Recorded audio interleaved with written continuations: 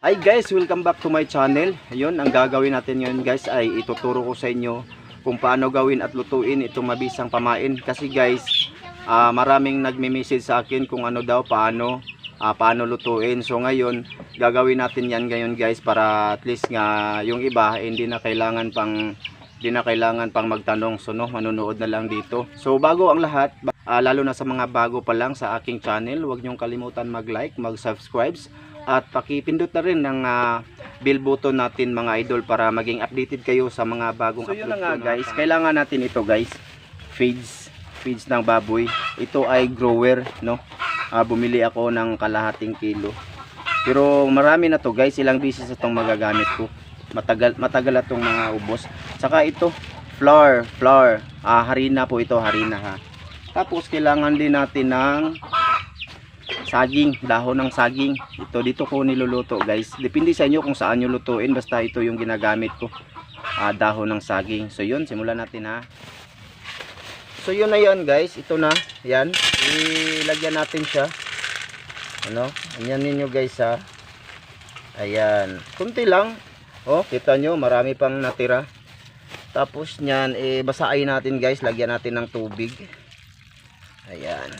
Hintayin natin maano siya guys. Hintayin natin matunaw itong feeds ng baboy, ano, grower. Siguro mga 10 minutes. Hintayin natin. So yun na nga mga idol, ayan, medyo natunaw na yung grower natin, no.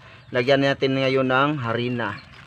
Yan, tansahin nyo na lang mga idol kung paano nyo, gaano kadami. Basta importante, kayo nang bahala. Ano? Pang paano kasi itong harina, pang padikit ba? So yun, mix natin, i-mix. Yan.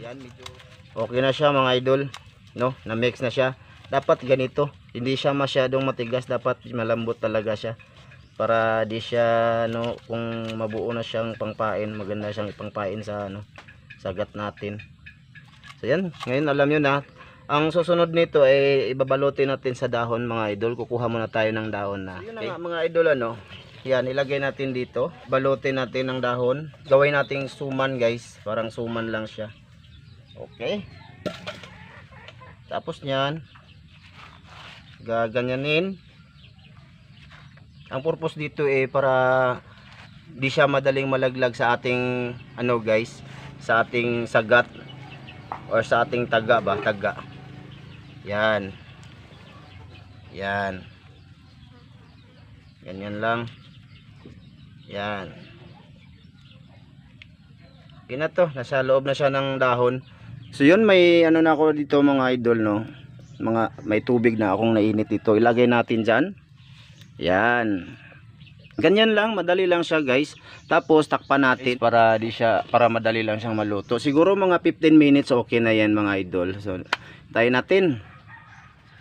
So yan, okay na yan mga idol.